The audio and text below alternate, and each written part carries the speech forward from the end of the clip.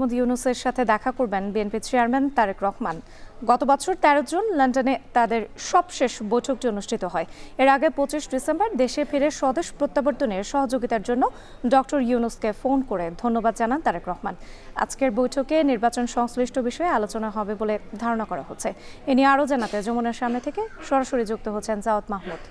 Javad, doctor Yunus ও তারেক রহমানের বৈঠকটি কখন নাগাদ অনুষ্ঠিত হতে যাচ্ছে এবং বিএনপির প্রতিনিধি দলে আর কে কে থাকছেন?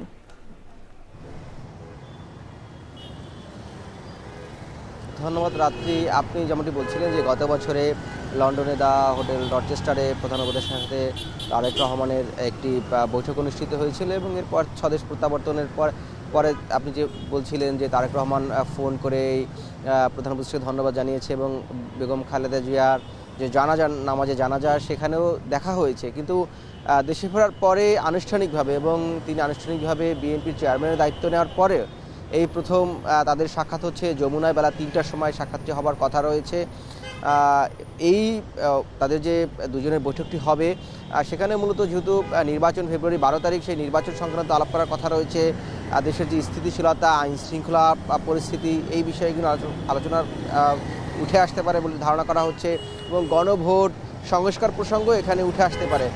এখানে বিএনপির জ্যেষ্ঠ নেতারা, স্থায়ী কমিটির ২ থেকে ৩ জন সদস্য বেগম তারেক রহমানের সাথে এখানে তিনি থাকতে পারেন বলে ধারণা করা হচ্ছে। এবং আরেকটি বিষয় হচ্ছে যে যেটি আমরা জেনেছিলাম যে এটি সন্ধ্যায় অর্থাৎ হবার কথা রয়েছে, যদিও কিছুক্ষণ আগে বলা হয়েছিল যে এটি ৩টা নাগাদ হবে এবং ৪টার সময় প্রেস উইং অর্থাৎ প্রধান উপদেষ্টার প্রেস উইং এটি তারা একটি সংবাদ সম্মেলন ডেকেছে। সেখানে হয়তো বা আরও বিস্তারিত জানা যাবে বা এই বিষয়গুলো সাংবাদিকরা আরও জানতে পারবেন না, তারা জানাবেন।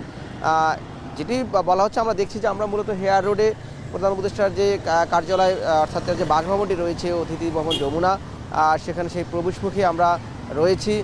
সন্ধ্যায় বিএনপির প্রতিনিধি দল এখানে আসবেন, তারেক রহমানও থাকবেন। সামগ্রিকভাবে যে বিষয়টি আসলে আলোচনার কথা আপনি যেমন বলছিলেন যে নির্বাচনেই মূলত এখানে জায়গা পাবে নির্বাচন কেন্দ্রিক, এবং নির্বাচন কেন্দ্রিক যে আইন শৃঙ্খলা, সমসাময়িক সময় আমরা দেখছি যে বিএনপির বিভিন্ন পর্যায় থেকে নির্বাচন নিয়ে বিভিন্ন প্রশ্ন তোলা হচ্ছে বা যেই ত্রুটি বিচ্যুতিগুলোর কথা আলোচনা এসেছে সেই বিষয়গুলো এখানে আলোচনা হবার কথা রয়েছে এবং আইন শৃঙ্খলা পরিস্থিতি একটি বড় বিষয় হয়ে দাঁড়িয়েছে। সাম্প্রতিক সময়ে আমরা এটিও দেখেছি যে বেশ কয়েকজন রাজনৈতিক কর্মী বিএনপির এবং জামায়াতের তারা আসলে হত্যাকাণ্ডের শিকার হয়েছেন। সামগ্রিক বিষয় এই আলোচনার যেমন আসবে এবং গণভোটও একটি বড় আলোচ্য বিষয় হতে পারে তাদের বৈঠক, সেটি বলছিলাম। এই বৈঠকটি হবে এবং সন্ধ্যা নাগাদ যখন এই বৈঠকটি হবে তখন হয় আরও বিস্তারিতভাবে আমরা আসলে জানাতে পারবো যে এখানে কি কি বিষয়ে আলোচনা হবে বা সেটি জানাবে।